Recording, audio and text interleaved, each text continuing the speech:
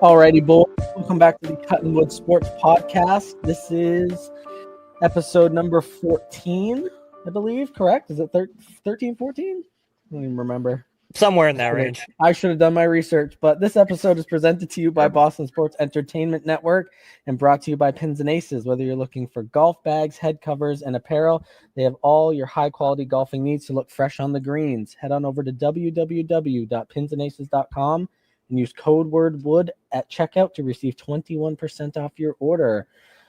We got football back today, and we are joined by Jack Webb. Jack, thank you so much for joining us today. Fellas, it's an honor to follow up TC, man. Some of these guests you guys are having on. I mean, I am honored. Here we go. Yeah. Glad that you're here. I knew we had to get you on here to talk football. For sure. Had to. I mean, it was managed. I mean, you guys have been killing it with who was the guy that had was it Dobbins? Yeah. Yeah, we had Dobbins, right? He was awesome. Those clips, man. Those clips did numbies. They did numbies. They did numbies. Boy. We had the battle of the week between Jake and Keith. Yeah. We went from me versus Keith to Jake versus Keith, and let's hear both sides of the story for this one, boys. Take the floor, Keith, because I don't really want to talk about this game too much, but I'm gonna. I feel like I should give you the floor considering we mopped you with it, so come on. Ooh. I love blaming injuries, but the 49ers are so much more hurt than us that it is not a valid excuse. I love making excuses when I can. But the defense just straight up, I don't know how Shane Bowen still has a job. None of the team plays for him. I see it in all the NFL clips that they put out, the sideline stuff. Anytime he's talking to a player, they don't look at him. They don't say anything back. It's like so obvious just from seeing the clips the team puts out. That's just horrendous.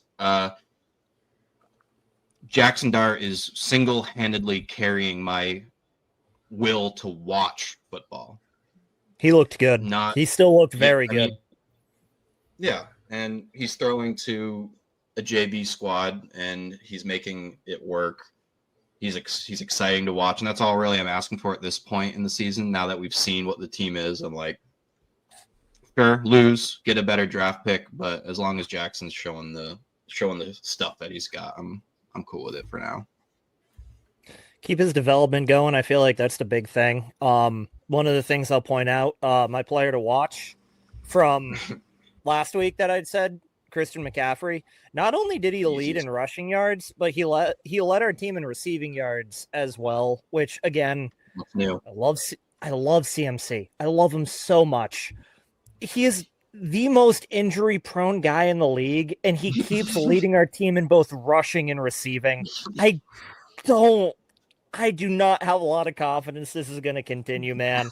But no, I mean, Mac Jones looked good again. Brian Robinson actually got into this game a little bit more than he had in the past, which I was super excited to see. I was actually pumped when we got him up from the Commanders. He really hasn't had the opportunity to do too much, but he exploded a little bit this game. I think it was like 10 yards. Because the Giants' rush defense is terrible. Oh, it's awful. It's awful. It was, I mean, he made the most of his opportunities, but it's not that hard against that rush defense. No.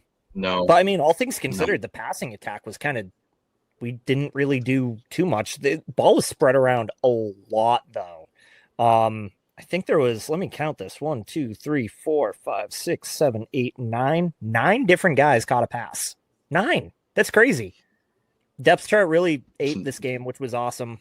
Defense played pretty well. I mean, just overall, Jake, I hate to say this to you. I really do. This was a kind of a scheduled win for us, and I feel like we did what we were supposed to do. And our whole schedule is a scheduled loss. Well, the key guys that you guys needed to have stay healthy aren't healthy. I think if you guys had Neighbors and Scat, that is a very different game. I think it's a very different season. I think you guys have very bright future offensively to look forward to. Offensive line looks good. I think you have some great skill position guys that are going to do a lot for you guys in the future. But for this year, I mean, right now it's just hope that draft pick gets a little bit higher, unfortunately. It's my motto every year. It's just what I've been used to. It doesn't hurt so bad because that's what I just do. I just watch and be like, hope that they're competitive and then lose. And then the next year, I hope they're competitive and lose. At least this year, they're being competitive. They haven't been fun to watch at all. They just lose by a lot and lose in embarrassing fashion, which they have checked those marks this year too. But your QB's fun to watch. Yes, exactly. That's all I want. And so I love low standard. Do you see that photo of him after the game where he was like crying and stuff like that? I mean, he's putting so much emotion into this team already that I'm very excited to see what he looks like in a winning environment, because he wears his emotion on his sleeve. He could be fun in a playoff run, man. He reminds me a little bit, not like play wise, but he reminds me emotionally of Josh Allen, where he's just a raw emotion guy. I'll take that. I'll take a Josh Allen. Like I said, emotionally, not skill, emotionally. Give him some time. He runs Parker, good. how bad were the Texans for you? Talk about He's dead. He's dead. I didn't watch it happen, but bad. It was bad. Those replays are always the hardest to watch. Yeah, the head injuries and leg injuries for me, I almost have to cover my eyes and my hands. Not That's trying to get off top. Jaden Daniels' injury. Oh my God, poor guy. Yeah, that looks like it hurt. But yeah, CJ Stroud, he slammed his head real hard. Throwing up gang signs like Tua. Yeah, it was tough. It was bad. How long have you guys had Davis Mills? It's too long. Since a long time. Whenever Mac Jones got drafted, because I remember the Patriots were talking about if they didn't draft Mac Jones, there was talks about them going after Davis Mills in the second round. Oh yeah. The long-necked goat did not show up. I will say that. Yeah. We didn't score a single touchdown. Not one. But you kept it close. Because we have Kamari Fairbairn. That's it. And the defense is good. Like, the defense is super good. Well, unless I'm watching, because every time I watch, they always just leave somebody wide open. Can you stop watching? Yes, sure. For you, yes, I will stop watching. Thank you. Hey Parker, how'd your running backs do? I saw Nick Chubb. How did Nick Chubb do? 3.1 average. Oh, interesting. Okay. On what? Yeah. That's your jersey bet guy. Okay. Yeah. Okay. Just wanted to double check. Gotten an answer on the half Chubb, but we'll look into it. Yeah, we'll look into it. You look into the half Chubb. You know, our best rusher was CJ Stroud. Two rushes, 12 yards. Damn, I didn't realize it was that bad. I didn't realize it was that bad. Bad. Well, I mean, Nick Chubb had more yards, but efficient wise running, it was CJ Stroud. Nick Chubb had 11 carries for 34 yards, and then Marks had 10 carries for 27. Yes. Bad. Yeah. And then Davis Mills was 17 for 30 for 137 yards. That's better than Mahomes, isn't it? Doing backup things. He's doing backup things. No touchdowns, no picks. I'll take that. Who do you guys play next week? I should know this shit, man. Jaguars. Who do you play? Ooh, Jaguars. The Jaguars. The Yags. I never can have an opinion on the Jaguars. Like, every time I think something about the Jaguars, the next week they completely do the opposite. Yep. It's one of the weirdest teams for me to. They're an odd team. Yeah. Trevor Lawrence is someone that I loved watching him in Clemson, so I was kind of liked following him, but it's such a weird roller coaster over there.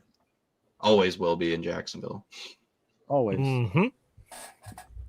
I guess let's get to the Patriots. Just a team that's 7-2. If we must. I think you guys have had some choice words about their record, but I don't care what the strength of schedule is. They're still 7-2. So yeah, we shout out to the Falcons kicker. I'll say that. Thank you, because we had a terrible fourth quarter for the most part. Shout out to Drake London. Legacy he had game. I would love to have Drake London. I won't lie. He had a hell of a game. What was it? He's 9 catches, 3 touchdowns on 118 yards. That's crazy, man. Great to have him on fans. That's stupid. More injuries than I would have liked to see in that game also. But hopefully those are all nothing. But I didn't get to see the whole. Who was there? Anyone like big that went down? Booty get 0 catches. Oh, Booty went down, didn't he? Injury. He didn't even touch the ball. I think something came out that he had a grade. I don't know. I didn't read an article on him today. Did you see anything on him, Jack? I think where I saw somewhere. Now this could be fake because you know how the internet goes these days. I almost thought I saw a clip of him giving an update on his own Discord account. Okay, I saw the same thing. Yep. You saw that? Yep. Now the big question with something like that is that fake? Because that's Centel. Very fake. Centel, no doubt. Just some BS like that. But no, it was Booty. Gonzo went down for a little bit because Drake London bagged him and then landed on his head. Which I think that's one of the more concerning parts about Drake London going off is you're supposed to have this good secondary. I mean, with one of the best, with what's supposed to be one of the best corners in the league, and then a big DB signing in Carlton Davis you made as well, and then Drake London looks like Calvin Johnson. But no, I mean, the win that felt like a loss is honestly a beautiful thing because you get to learn all the lessons, of a loss without suffering the actual loss. You know what I mean? Like Mike Vrabel and especially Drake May, when it was Drake May who had not the best game. 2 turnovers for him. He did the thing that he hasn't done in a couple weeks where he looks like a baby giraffe and makes some boneheaded mistake in the pocket and just holding the ball out here and doesn't think, a professional defensive end is going to knock that thing out, which again, he had cleaned it up for a little bit, but those things kind of reared their ugly heads again and they didn't get a ton going. I think that as the trade deadline approaches, what is that, tomorrow? Tomorrow. Yeah. Tuesday, yeah.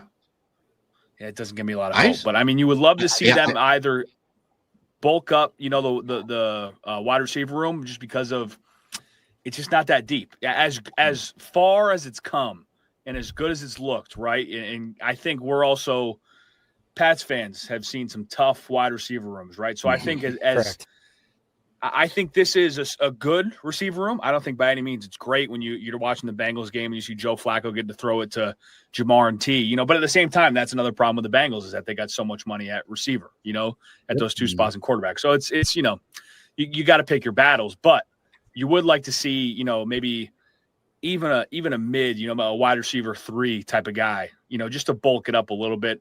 And then of course you'd love to get a pass rusher, right? As the deadline approaches. I had seen a couple. It was just someone on Twitter was speculating, or it was someone that may have some insider info. I don't really know. They didn't really say where they got the info was, but they sounded like the Patriots were leaning towards Breece Hall, Trey Hendrickson, and Chris Olave. If you put one of those 3 dudes on this team, I would be happy. Now, Olave is one more, head banger away from a desk job, but the other one was Alvin Kamara was the last one. Don't get me too excited. I didn't know he was available. Well, I was kind of looking at Shaheed, the backup for Olave, because I know I think I read something somewhere that Olave was kind of the long shot for what they were going to be getting rid of, but I think Shaheed seemed like he'd be a little bit more reasonable, and I feel like that's a guy who would fit in super well here, especially with Booty going down. The thing that hurts, because you're talking about how like Cincinnati put so much money into the quarterback and wide receiver situation. Now you kind of see what's going on. That's what hurts so bad about these injuries right now for me, for a Giants fan, because like we have neighbors for how long? It's like you have them on the cheap. Now that we have Dart, it's like hopefully that works out.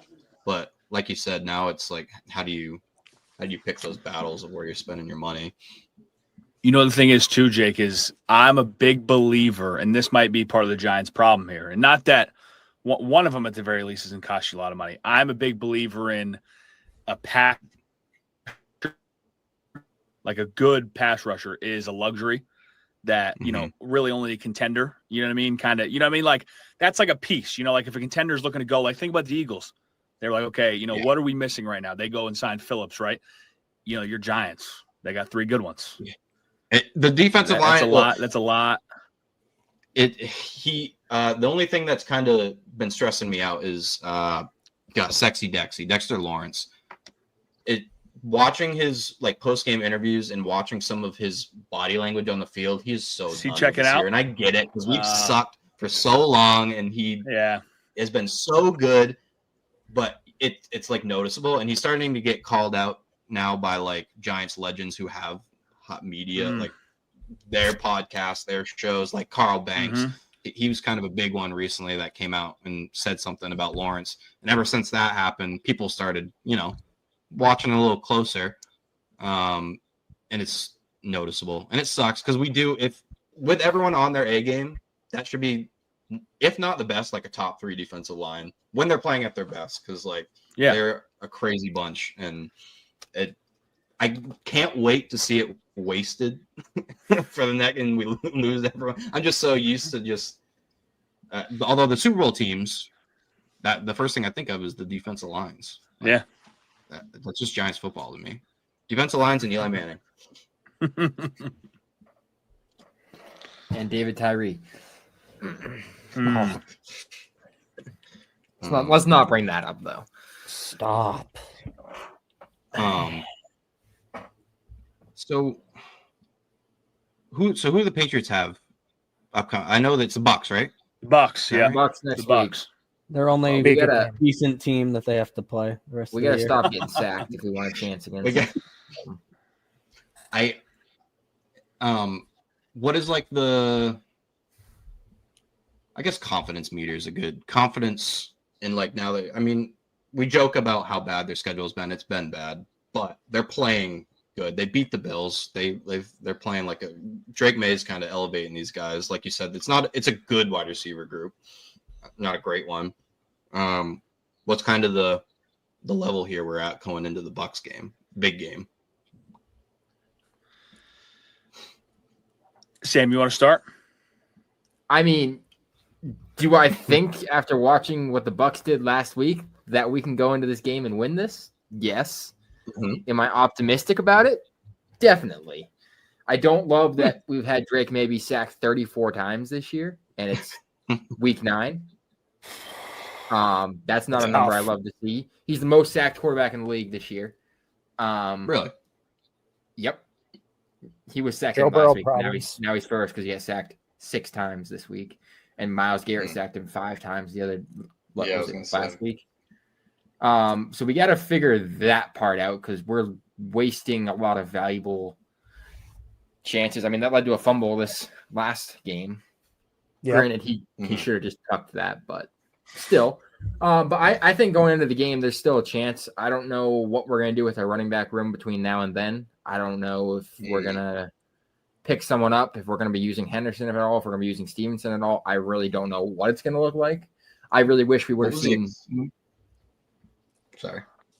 I wish you would have seen more of Henderson this week, getting more of a bulk carry. He ended up with 14 carries and Jennings got 11. I really wish Jennings got like 7 and we could have seen 15 or 16 from Henderson. Which Vrabel did say that Jennings' role from here on out is not going to improve. Yeah. It's going to be kind of the same. Yeah. I just wish they would have given him more of an opportunity. He averaged 4 yards a carry, just about 14 carries for 55 yards. He didn't do bad, and he was involved in the catching game, 4 receptions for 30 yards. So, I mean, overall, he didn't do bad, but I wanted to see – he had the opportunity to really show himself, and I didn't feel like he got the biggest chance with it. Are you only upset because you might have had a large wager on him to rush more than 12.5 yards in one run? Is that the truth definitely comes plays out. into it. Definitely plays into it. just but that's okay. Still, he should have had the bulk there. I'll just say that. For sure. But I'm happily optimistic going into next week that we will win.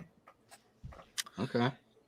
Yeah, I think it certainly isn't a great spot with the Pats banged up. I think that if they are who, I think they are, or Pats fans think they are, they're at the very least, you know what I mean, in this one till the end, whether it's Baker Mayfield leading, you know what I mean, a drive to go win it, or it's Drake May doing the same, you know what I mean, in that type of game, at the very least. I think that if they are the playoff team that I believe they are now, and I'm not saying they're going to keep this standing within the AFC, right, and be one of the top seeds, but I kind of, going into the year, if you would have told me they were going to end up with the 7, you know what I mean, with the schedule and the way they've just kind of rebuilt the right way, you know what I mean, I think that's why everyone always pokes fun of the schedule, because if you play the game correctly, the way the NFL lays it out and allows you to, this is possible. You know what I mean? Where you suck 2 years in a row and you have these early picks and they let you play the game. So they give, some of these teams that sucked the year before an easier schedule, shook out that the Pats had a very easy schedule, right? And they've been taking advantage of it so far. This is the type of game where a Bucs team that at the beginning of the year kind of looked like they were going to be, I don't know, I don't want to say elite, but maybe towards the top of the NFC. They've kind of regressed since then to kind of a middle of the pack squad that you still expect to make the playoffs, but as a lower seed, I think this is one you should go in and win. You know what I mean?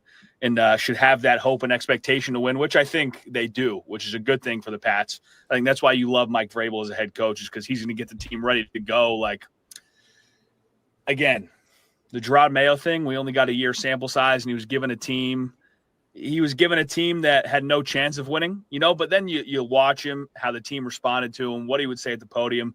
Like with a guy like that, even Bill, in his old heyday, they're not going into Buffalo, winning on a Sunday night in that fashion. You know what I mean? Maybe that game they won, what was it, under Bill, weren't there like absurd wins and no one threw the ball? Remember that game? Yes. Yeah. That was either Sunday night or Monday night. It was just like crazy conditions. Jimmy Slade won that one. Like that game against the Bills got you excited, because that was just a true football game. It was in September, you know what I mean? It was, the weather was good. It was a level playing field. That's why you got so excited. And they've won, everything pretty much since then. I think they're undefeated since then. Correct. Correct. And so I think you should be optimistic going into this game, because it's not like the Bucs are one of these top dogs in the NFC that you're thinking are going to go all the way. It's not like you're going to play the Rams right now, or the Seahawks, or, fill in whatever team you might. They're going to play the Bucs, which Bucs are probably going to be one of these teams that gets bounced, in the first round, unless it's another Baker Mayfield masterclass, which is also what scares you. A Baker Mayfield, he's a scary quarterback to play. He really is, because he can just be a wild card and just create a win on his own, it feels like. I guess the only thing you can be optimistic, really about for Baker Mayfield is no Mike Evans, and that's been one of his guys when he's been with the Bucs and such. Yeah. So you got Godwin coming off of an injury and such like that last year, and then you have rookie Ibuka. So it's hit or miss with him now, especially with Mike Evans out. Yeah. Shall we dive into some award picks? I think we shall. Let's do it. Cool.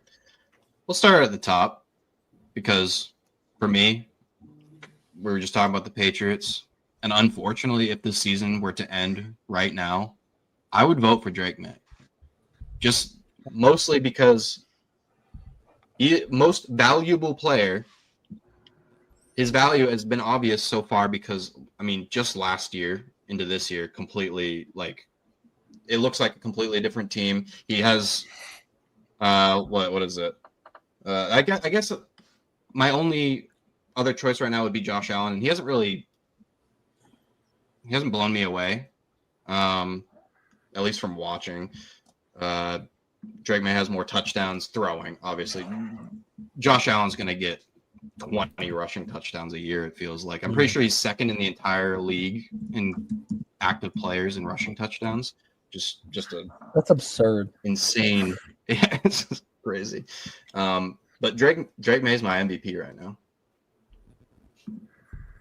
Yeah, I think when you talk about So I think, especially when you're talking MVP, when you're talking about a lot of these awards, narrative is a big part of what voters are going to go for. It's not the whole thing, but it definitely plays a part. And you have this guy, Drake May, who comes in with this new coach, Mike Vrabel. And what he's been able to do for this team is he makes them look, it's a lot to put the Tom Brady-esque sign on something, but they look a little Tom Brady-esque. I think, Jack, you were talking about it earlier, like Drake May won a game that he didn't look like it was his best.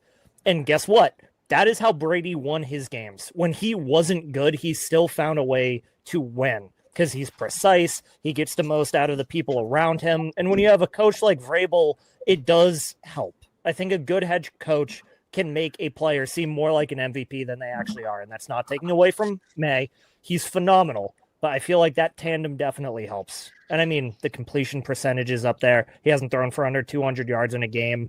Has he thrown 2 picks in a game this year? Not that I know of. I don't think so. I might be So wrong. I could be wrong. He doesn't turn the ball over at all. He's very good holding on to the ball. He's good. I think for a younger guy, he does a lot of very mature things, which you do not see a lot of in today's NFL because these guys come right out of college and they get put into these systems. Caleb Williams is one of the guys I think about. You can think about most of the guys from Trevor Lawrence's draft class. They got thrown right into the fire and they were expected to do college things in the NFL, and that just doesn't work. Drake May came in and I said it the last time we talked football. His reads are, I believe, elite level. The way that he is able to pass the ball to every member of his depth chart is unlike something that you will see from a young quarterback. They're very used to seeing, Stephon Diggs, that is an all-pro receiver. That's my guy. Nope, he's throwing to everybody. And I think what he does and elevates the team, I think the narrative around him is going to go crazy MVP-wise. If not, then unfortunately, I think it's either May or Mahomes. Those are the two guys, and I think it's only those two. I love Josh Allen, but I feel like there's going to be too much volatility in his game this year. So give me May or Mahomes. It's one of those two. I wish I could have said Jonathan Taylor, but he kind of pooped his pants. A little bit. Kind of exited himself from that conversation.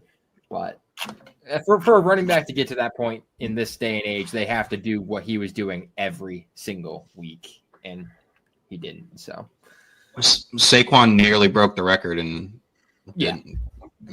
There was whispers of it, maybe. It's at that point where you have to break a all-time long-standing record to even be considered, really. I would love to have a quarterback-specific award, and then you do a league-wide award at some point. It's pretty much what MVP and Offensive Player of the Year have served at this point. It's like MVP is the best quarterback, and then you give, the best wide receiver, running back, Offensive Player of the Year. Which there has been times that the MVP has won Offensive Player of the Year, but it's not very common to happen. Yeah. I'm assuming everyone is Team May for MVP. Seems like. I think we're all on the same page. Yeah. Well, I mean, I kind of said Patrick Mahomes. Damn it! I kind of said Patrick Mahomes. Can I ask how brutal is it as a Patriots hater to just know that they got another one? It's absolutely Jack, infuriating. I wish you could read our group chat, Jack. These guys have been crashing out all week. Because have you seen our teams? Season, because I wanted specifically Drake May so badly because he was good, yes. But when I was watching interviews pre-draft, he talked just like Eli Manning, and I was like, "This is our next." Forget Daniel Jones; he looked like Eli Manning, sure, but this guy talks like Eli Manning. I was like, "We've been bad for so long." And I'm like, "Find another Eli. Find another Eli. We find some, go back to." But it's really tough. The Jackson thing's helping it for sure. Yeah, good. That's good. To at least feel like you got your guy, Yeah, and I think where I was born, I think Sam, you as well. Sam, you and I seem like similar age. Like we were born into just straight privilege. You know what I mean? Just what felt like a lifetime privilege, right? And then we kind of we understood it. Like that Mac Jones kind of then getting rid of Mac Jones. Where the hell are we going from here? You know what I mean? Like that, the first time feeling that, I now feel for other fan bases, specifically maybe Jets, I think dysfunctional organizations, right? And then all of a sudden, you win a ball game, everyone's pissed about it, and it was the best thing that ever happened. You know what I mean? Because that was what? I'm a year ahead, sorry. Anyway, there were opportunities, right? There were murmurs of that first overall pick. Should they get it? They end up with 3. Everyone's like, oh, man, I wish you could have had 1. Is it Jaden Daniels or Caleb? You would have loved to have your pick. Well, they didn't get to choose. You know what I mean? They had no choice but to take Drake May, and it's the best thing that happened to this organization. As like a Pats fan, that felt like a long 5 years, and they're already back at a hole at the quarterback position. I can't believe what a lifetime. I got a couple buddies who are Jets fans, and I genuinely – I used to just laugh at them like an a-hole, but now I genuinely feel like I feel so bad for them because they just can't get out of their own way. It's like every year there's something new. They're getting it wrong. Like, it's crazy. They can't live down the butt fumble still. So it's like it's just an organizational disaster, dumpster fire. Yeah. No, it definitely isn't that. Yeah. But yeah, I was just curious. It's like it has to be infuriating. So I feel like if Patrick Mahomes hadn't been doing what he's been doing, it would be more infuriating. But for me, I think I'm in a situation where I would just rather see anybody but Mahomes right now. Fair. So I think they've kind of taken a little bit of the heat off of the Patriots coming back to the forefront, in my opinion. Yeah, they are the new enemy. They are the new enemy for sure. Yeah, and I might have a little bit more spite against them since I lost to them twice. Yeah. So that's two games you could have won too. I could go on a rant about how Kyle Shanahan is just the man who loves entertaining losses because he is so good. He is on the losing end of 2 of the most entertaining comebacks. This man loves ratings, but god damn is he a good coach too. It's infuriating.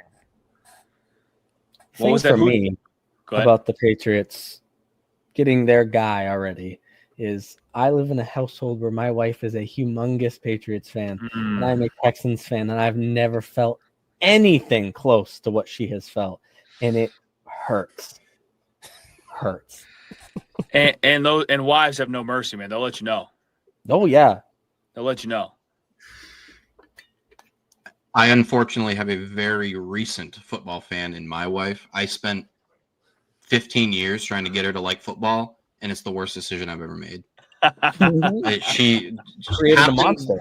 She happened to be, she's a Eagles fan because she had Eagles defense on her fantasy team. And I was like, literally, you could have picked 30 teams, anyone but the Eagles and the Cowboys. And no, now it's just an inner battle, and she gets to laugh at me because they won a Super Bowl and they're just good, and we're not. We won't be. And so now I have someone in my house at all times that can make fun of me when she didn't even care 3 years ago. She's got a GM that can overcome a bad head coach. That's what she's got, and that is probably one of the more insane things to have. Yeah. How are they signing all these defensive guys? Like getting these defensive guys in? It's ridiculous. Name after name. Good GMs matter, man. I think John Lynch 100%. Is one of the better ones, and the Eagles are right up there too. Having a good GM makes a world of difference for a team. So we got all Drake May, MVP. We'll move on to Offensive Player of the Year. For me personally, he had a bad week. We were just kind of talking about Jonathan Taylor's just putting up numbers that are hard to kind of vote against. I had JSN written down just because I love JSN. I love Ohio State wide receivers. They're all elite. But he's kind of leading the charge with the Colts. I know Daniel Jones is playing well, but I know Daniel Jones, and I know what we just saw is the start of Daniel Jones. So I think if they're going to keep trying to win, it's going to be hard. It's hard to think, but more Jonathan Taylor, like more than we're already getting. He already has like 12 touchdowns, I think. So I think he's gotten it heavy for good reason. He's really good. So Offensive Player of the Year. kind of have to go to Jonathan Taylor for me. I mean, he did have a rough week last week, but I don't think there's any question that he is not the offensive player of the year the way he has been playing the rest of the year. That team is 7-2, and it's crazy that they are 7-2. He's at, was it 2-3 plus touchdown games? He's had three touchdown games. Yep. He's had three touchdown games and 1 2-touchdown game. And then he's also had 4 games with 0 touchdowns. So it's crazy when a guy gets 3 plus touchdowns. When DraftKings, the last time he got 3, my wife had looked because I was curious. It was plus 400 for him to get 3 touchdowns. There are guys that are not even close to that for 1 touchdown and 3 touchdowns, and he got it. He did it. I am going to bring up someone different. Okay. I'm going to bring up someone different. And there is one thing I'm going to specifically bring up as far as statistics go as to why I'm picking this guy. And I don't care if I'm biased. I don't. Christian McCaffrey is single-handedly the leading rusher and receiver on his team. So this is going to sound fake. I promise you. Only 1 game this season has he been held under 25 yards between receiving and rushing. He is over 25 yards in both receiving and rushing every single game this season. I'm pretty sure. The one who wasn't. It was the loss to. Oh, God damn it! I walked into this. I walked into this one. Got him. It was to the Texans. But outside of that, he is either receiving or rushing for minimum 40 yards each. So that's rushing for 40 yards and receiving for 40 yards. That's minimum. For the most part, he's 50s and above. But he is he is a running back and a wide receiver, 1 or 2, every single game. What he means to this team is goddamn believable. He doesn't have the touchdowns. But that's why I can't pick him, because he's going to get hurt. Because he's being ran like a train. At this point in time, at the mid-season awards show, he isn't hurt, and he has been pretty much the most valuable player on our team.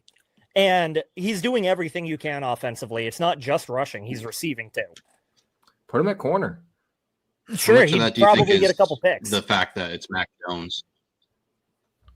That's the other part about it too. He's got, Mac Jones, who I do think has been phenomenal for us too. He's done a great job.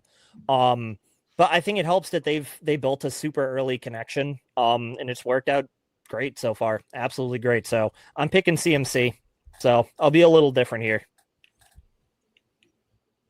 Fair enough. Jack, Sam, you guys got any difference? I just want to add on JT, because JT was my pick as well. I think maybe as just a former offensive lineman, it fires me up, and I'm pulling for JT, because anytime you see a running back get it, it's also an offensive lineman award. You know what I mean? Like, one of my favorite things, and you guys seeing the NFL cracking down on some of these guys who post film from the All-22, that shit grinds my gears, man, because there have been some really good creators. Because I don't know if you guys noticed, when I've been scrolling my feed a couple weeks ago, I saw a lack of, it used to be full. Beginning of the season, there are all these creators and reporters, and especially, I think Baldy still does it, but these guys who break down like film, you know what I mean, from the week. Yeah. And they the NFL has put a stop to at least like the professional reporters, guys they can kind of have a little control over. Like, they made them stop doing it for some reason. But my favorite thing early in the year is when you'd have all these people tweeting out tape, and it's Jonathan Taylor in that Colts run game. You know what I mean? And it's that offensive line, Quentin Nelson just moving people. Because I think that's what's so underrated about, in high school, you see kids pancake other kids all the time. There's such a gap, right? In the NFL, it's hard to physically tip an NFL defensive lineman, you know what I mean, who's also a professional at their craft. And you see this Colts offensive line just displacing, you know what I mean, other defensive linemen, which is it's one of my favorite things to watch. I mean, it's almost like O-line porn. You know what I mean? It really is. Just being, yes. being honest. It's so sick watching JT and that offensive line run game and going. So I'm a little biased in terms of picking Jonathan Taylor for that as well. No, and I think it makes a lot of sense, especially like I played a little bit of football and I had a buddy of mine who was an offensive lineman. Mhm. And especially with the way that football has changed from where it was, even 10 years ago, 5 years ago, even to now, you are seeing significantly more athletic linemen just as a whole. It's not just big bodies in there. These are guys who can move. The footwork has to be twice as good as it used to be. And so to see these big dudes having the footwork of somebody who could probably just straight up and down be a linebacker is unbelievably hard. And it's really a battle of who's opening and closing those holes. And Jonathan Taylor, I think, does an awesome job being able to capitalize on what the Colts have been able to do. So, I mean, I agree with you there. I mean, I also picked a running back. I think these running backs do not get, I think linemen need more credit for what the running backs do, because what those guys do in the trenches, man, it's fucking awesome. Yeah, I agree with you. And I think we used to have a saying in the offensive line room is that so when you block it up perfectly, a running back is usually left with a defensive back of some kind to take care of, right? And whenever we would joke, whenever running back, we're scheming up a play or watching something on film, the saying was always running backs got to earn their scholarship too. You know what I mean? Like if you block a play up perfectly, just numbers wise in football, it usually leaves a running back one man to deal with, right? At the very least, you know what I mean? And so that's kind of whenever you see a running back and offensive line that are on the same page and a running back that can navigate holes and understand and slip through a crease, you know what I mean? And really navigate the traffic, of the run game. Yeah. It's a beautiful thing. And like the way JT can read it sometimes and make that one perfect cut, that honestly, my favorite thing is when a running back will find a hole, maybe backside, and he doesn't have to worry about, that one man, because the one man thinks he's going this way. All of a sudden, next thing you know, when he shows back, when the safety sees him again, he's already gone the other direction. That's like one of the most beautiful plays in football, in my opinion. But if you guys don't mind, can I give you my defensive player of the year here? Oh, let's hear it. Let's get right into it. I do got to go back to work in a couple minutes, but I think Myles Garrett, right, fellas? I mean, yep, like 100%. He makes that team, man.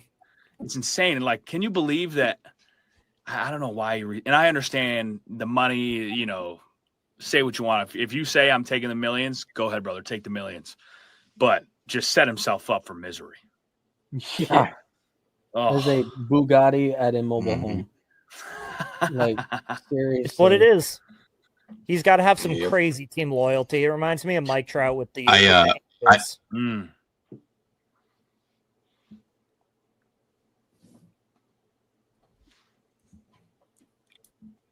Jake? Yeah. Were you saying something, Jake? I'm sorry for my potato internet. So I'm just going to start saying that my pick was all homer, and it's Brian Burns, strictly because I need someone on the Giants to win hardware this year. If it's not Abdul Carter, which I think will win Defensive Rookie of the Year. He doesn't put up the stats, but Brian Burns has, and pretty much only sacks. I think he's tied for the league lead in sacks. He's just got good. His raw pass rushing productivity is really good. And it's big. He got his big contract, and yet he's still playing like this. Big market, big contract, big spotlight. He's killing it. He's helping. He's making Thibodeau better by doing so good. He's making Abdul Carter better because he's doing so well. I think if he can, I don't think he has a real actual chance right now, just because he needs more tackles for loss, turnovers, and just better run. The run defense as a whole on the team sucks. So he's not going to have the numbers, I don't think. A completely homer pick. It'll probably be someone like Myles Garrett, but I had to throw in a Giant. Brian Burns does have one more sack. Burns should get it for that 6th celebration. Oh, so good. Love the Spider-Man. Did you say Burns has one more sack than Garrett? Yeah, he's got 11 sacks. Garrett's got 10.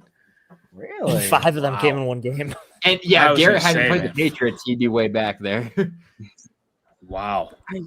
Even if Garrett hadn't played the Patriots, I mean, it's just he's such a dominant force.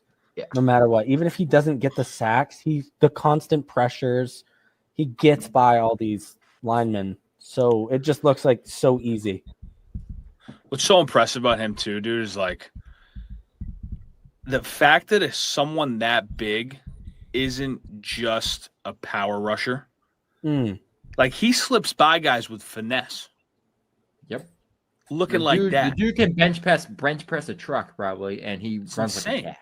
Exactly. 100%. Like the way he'll just slip and flip his hips and just be around the short corner sometimes without the offensive lineman even getting a grab on him.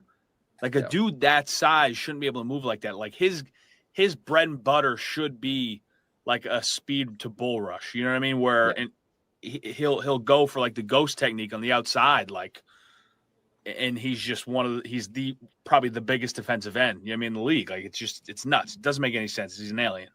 Yep.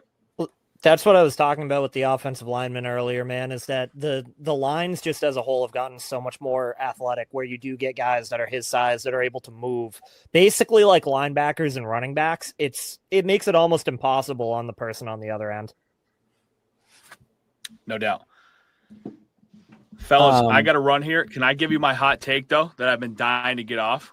Yes, absolutely. Hey, if you guys ever need a guest, too, dude, I'd love to come on. This has been a blast. You come on. Sorry, I gotta brother.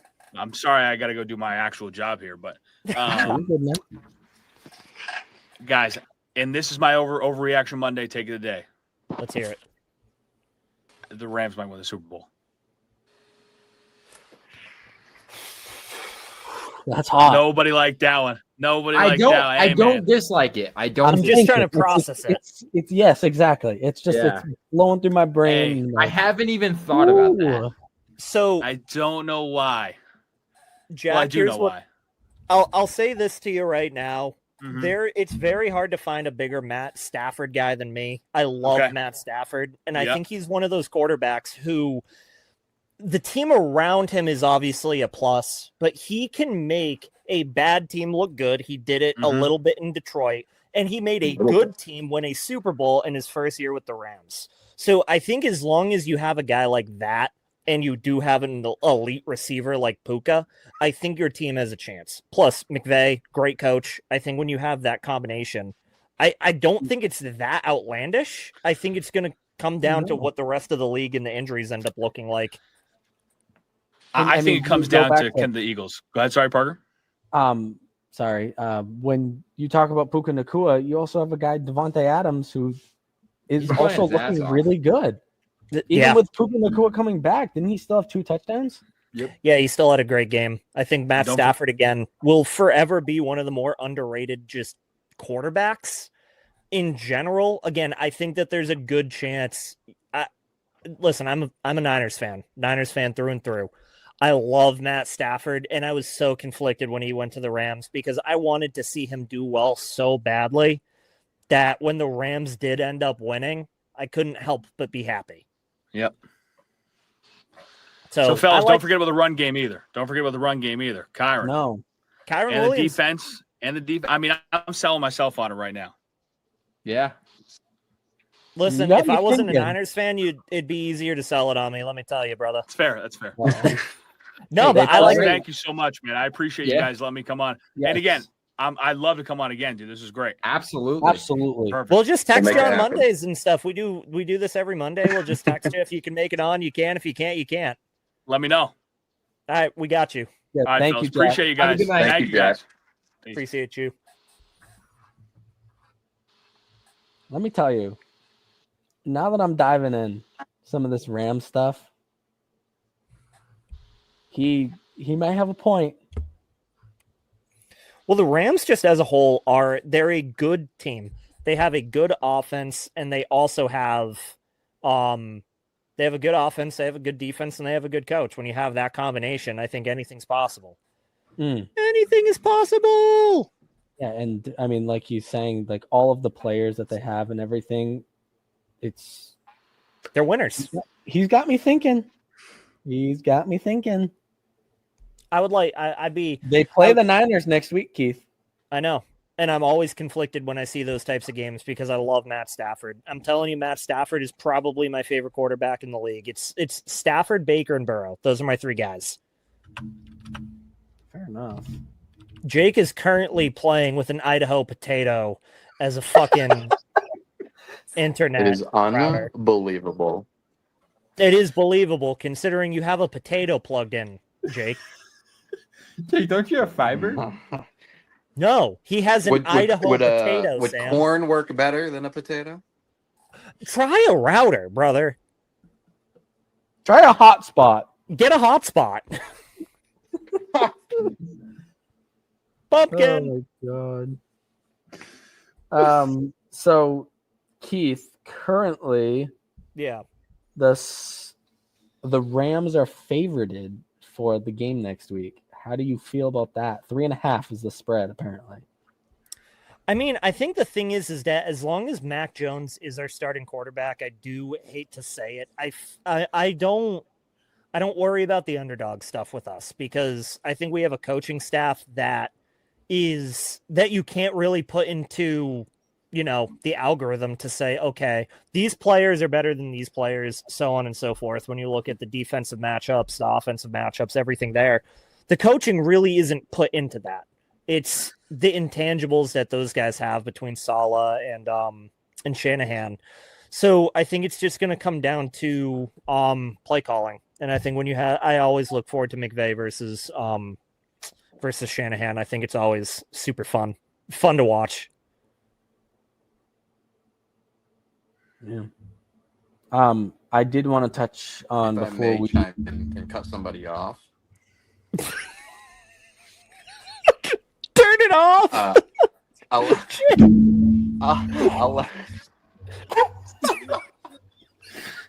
Jake. Yeah, go on the porch again. I think that's the best spot. Okay, it's probably not a bad idea. I did want to touch on before we call it quits with the potato internet and such. I'm assuming everyone's going to have different comeback players of the year. So I thought we would dive into that a little bit, and I will start with mine. Jacob. My player, I put bias into this one as well. It is Daniel Jones. I don't care that he didn't get hurt. I know he's just coming back from sucking, but it's Daniel Jones, and that's who I'm picking. I currently have Daniel Jones as well. Yeah. Let's go. But if we're going strictly, how it usually is, Dak Prescott's my pick.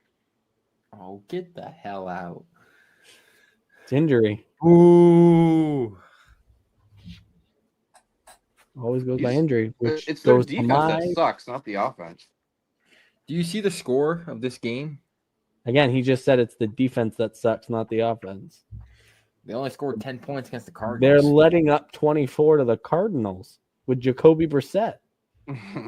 Hey, the GOAT. Chill. Brissett's got 240 yards and 2 touchdowns. I'm going to have to text my buddy. Also, who? McBride got a touchdown. Bang. I lost. Oh, Sam. Not that's an L. Bang. So, Park, who's your comeback player of the year? Aiden Hutchinson. Oh, I like that pick. I like Aiden. I thought about I haven't paid any attention to him. Honestly, guys, buy the stock now. He's plus 400 something right now on DraftKings, coming off of a gruesome injury. And he's honestly in the top. I'm pretty sure he's in the top 3 betting wise for defensive player of the year. He's nasty, man. He is. That's a Myles Garrett type. 7 sacks. He's got his tackles aren't great. Only 18 total tackles. 13 solo, 5 assists. But I mean, the 7 sacks and the fact that he's doing this while coming off of such a gruesome injury and such. He's a QB getter, though. He's not really somebody to go for the tackles. He's somebody who goes straight for a QB. Yep, 100%. Which I forgot about that, saying that when I went through the tackles. I got you, dude. I know. This is what you're here for. I mean, if I don't have to put by Jake, he gets to the quarterback. But he just gets all the attention from the line. That's why a lot of the times it's the other stuff that doesn't pop up in the stat sheet. Correct. So it's funny because I've got my biased opinion and my unbiased opinion. My unbiased opinion, actually, Parker, I do agree with you. He was a guy that I was looking at because I remember watching the game against San Francisco in the playoffs, and he was a goddamn menace to us. What he's able to do on the field, he's a Nick Bosa type. He's a Myles Garrett type, where if he isn't getting the stats for himself, he is getting double teamed and somebody else is being forced to do the work because of the fact that they need to put so much attention on him. Now, if I'm putting my biased opinion into it, for those of you who aren't on YouTube watching this, I'm sorry, you're not going to see this, but right now I'll commentate it. I'm pulling up my Mac Jones jersey because that's my comeback player of the year, because you have a guy who should have been bagging groceries at Market Basket, who is currently leading the 49ers potentially to a playoff berth with, I mean, we've been injury plagued all throughout. Pretty much the only consistency is Christian McCaffrey, who knows when he's going to go down. Mac Jones is showing why the Patriots system failed him. It wasn't the other way around. The Pats failed him. He's a dog and the comeback player of the year, if not Aiden Hutchinson. Fair enough. Dang. Yeah. Cool. Any final thoughts besides the potato in the room?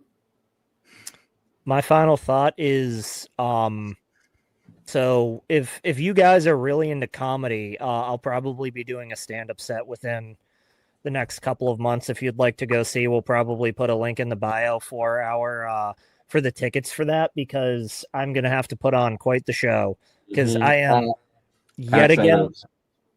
Yeah, I'm yet again losing. So next week, fellas, is huge, because me and the other person who will be 1-8 are going head to head. And he has his top wide receiver and his top running back on bye week. Oh boy. And my entire team is playing, because I had 6 of my guys have a bye week at the same time. So, which I lost that game too. So, I mean, whatever. I have a final thought. Let's hear it. That plays into your final thought, Keith. Oh God, what? I'm just going to plug the Comedy Mill, because that is where this will all be going down. Yeah. When it happens. Shout out to Comedy Mill for letting us have this happen at their place. Jake. My final thought, and the last thing I'll say today, so no one else has to listen to probably my very glitchy audio. Tune in the Tom Karen interview. We just talked to him. I can't wait for people to hear it, because it is really fun. He's awesome. He was an awesome talk. We talked a lot of Hearts and Pine, a lot of Ness and stuff, a little bit of Sox talk. Yeah, everyone tune in for that. It's awesome. Tune in next week when the Pats are 8-2. That's all I got to say. I cannot stand you, Sam. That might be my final thought. Let's go there.